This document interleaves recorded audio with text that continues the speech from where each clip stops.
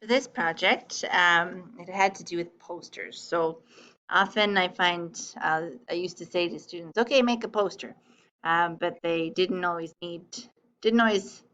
know what to do. So having a lot of guidance can really help. So the theme of this one had to do with species. So each student got to pick their own species, or they could be assigned. It's whatever you decide to do. And some of the key features here, we're focusing on adaptations for survival. Putting in examples of symbiosis was something I had planned on incorporating and then forgot, so next year. And where the fine arts piece comes in would be in the labeled drawings of the adaptations themselves. This pencil sketch art of the species itself, having some kind of labeled diagram. So this one was printed, but I preferred for them to draw it. And also use of graffiti lettering. Okay, and even just how they place it, arrange it on the poster, having some planning involved there can make a big difference. Okay, so this one had to do with kangaroos. Okay, and so let's just go through a couple examples. This one was a walrus. I quite liked how they put a little box labeling each item. Okay, that was really nice. So this is the Da Vinci style. So where I got the idea, I was actually at the Science Center, and Da Vinci often would draw his pictures kind of like this, right? Where he would label his images and they'd be black and white, and he'd have small font writing explaining what was going on, okay, for his flying machines or his cadaver experiments. Okay, so I purposely had the students highlight a particular part of the body and identify not just what the adaptation was, but what is it for.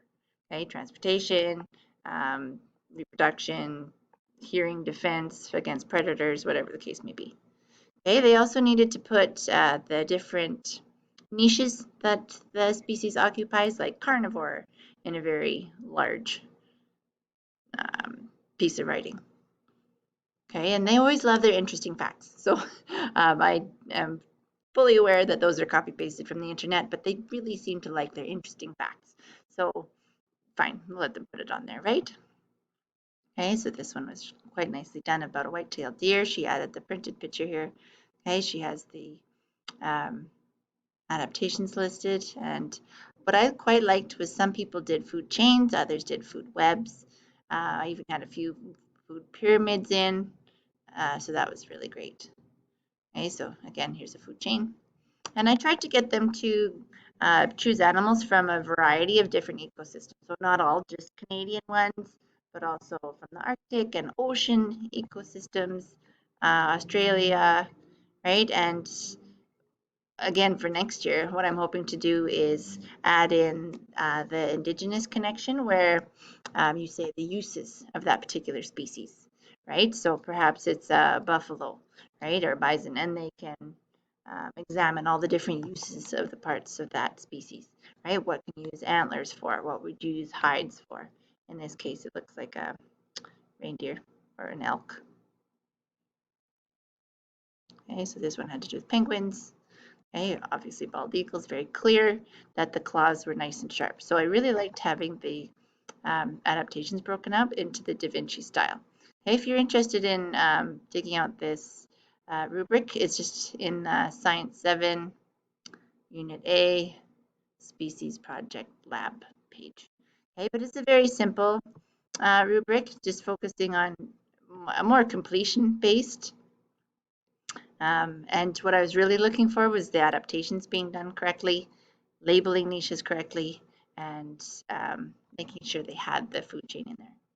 Okay, in terms of the art component, I did like to see a few really well done graffiti pieces of art. So this was the list at the beginning for what species they could choose and sign up for. This was some inspiration for the pencil sketch art, and putting it on dictionary paper just makes it look extra cool. Yeah, so this was the inspiration.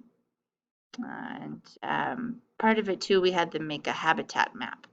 Okay, so in the future, I think I would do a better template. Okay, but it was neat to see all the different places in the world. Okay, so for helping with graffiti lettering, I had printed out a handout. not in color, just for them to use. And they found that really helpful. And what I found interesting was there's a piece of graffiti on a hike that I went to see by Tuscany Ravine. And I think some of the vandals used these Google graffiti lettering to make their art pieces. Yeah, so this is like the Da Vinci style here. And if they liked, they were welcome to rename their species. I'll just put on mute here, maybe. Yeah, and it's like a snake is a nope, nope.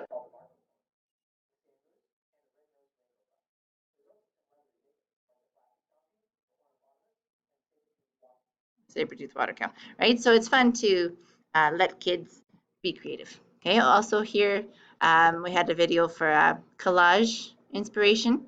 So sometimes when you're actually arranging the different pieces, which we all built separately, we did the habitat map one day, we did the adaptations another day, okay, how using background can make a big difference, okay, in how it looks, okay, because we want to put them on the wall, which we did. And the students were quite honored to have their posters displayed.